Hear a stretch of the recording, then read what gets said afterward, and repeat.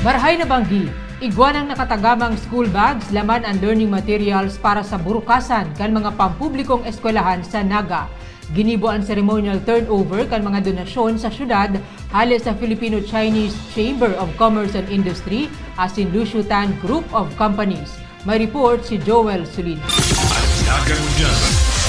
Idinunahan kang Filipino-Chinese Chamber of Commerce and Industry asin kang Lucio Tan Group of Companies sa lokal na gobyerno kan Syudad Dingnaga sa pangingenot ni Mayor Leni Robredo ang 10,000 na mga bags na may mga school supplies para sa mga kakiang Nagenyo na nagkaklase sa mga public school sa Nandong kan DepEd Naga. Sigun kay Mayor Leni Robredo, haloy nang nagtatabang ang Lucio Tan Group of Companies asin ang Filipino-Chinese Chamber of Commerce and Industry Incorporated magpuong kan siya kongresista pa sa good naging BP ging Sagunyan na siya ang alkalde kan syudad. 10,000 na mga estudyante gikan sa 45 na mga public elementary school and secondary schools ang makikinabang kang mga idinunan ng mga school bags na igwang laog na mga school supplies.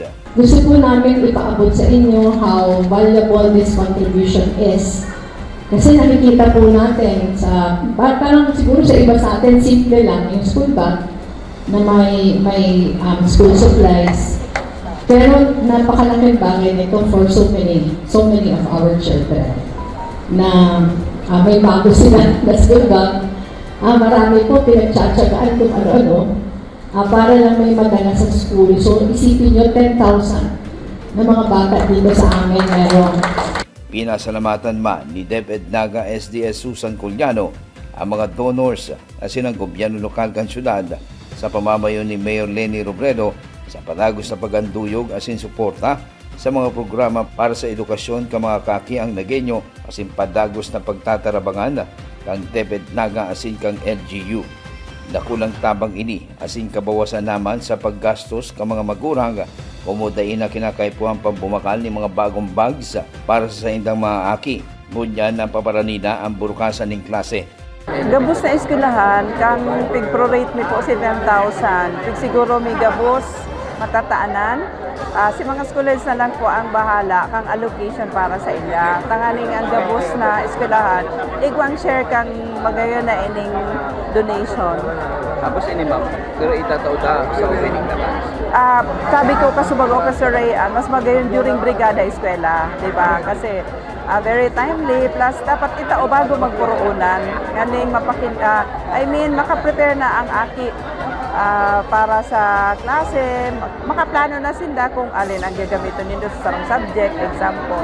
Big istorya ba ni Atty. Chita Herse na sa Rokmana Bicolana, ang Director for Corporate Affairs kang Lucio Tan Group of Companies ang naging dalan kaya man mga school supplies asin bags ang naidonarkan sa indang kumpanya katuwang ang Filipino-Chinese Chamber of Commerce and Industries. A year ago, I approached Ma'am Leni what kind of intervention ang pwedeng matao sa Naga. I actually proposed something else.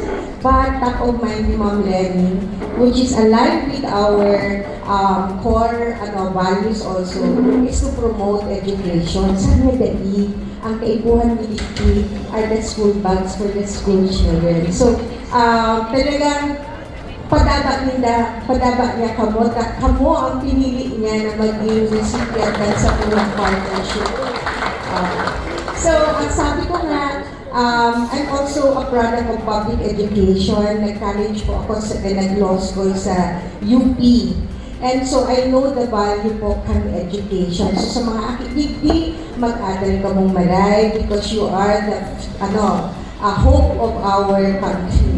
And hopefully, when you grow up and you will be in a position na magtabang man sa satong kababayan, you will do the same and give back. Para sa Naga Ngunyan, Joel Sulin. Ika ako kita ang Naga. Antabayan ang iba pang impormasyong may kinaaraman sa Lambang Nagenyo. Ang Naga Ngunyan. Sangaran kan sa Kuyang Pag-iriba sa Public Information Division. Na pinamamayuhan ni Jason Nyola. Ako si Riza Mustar Santos. Diyos mabalos.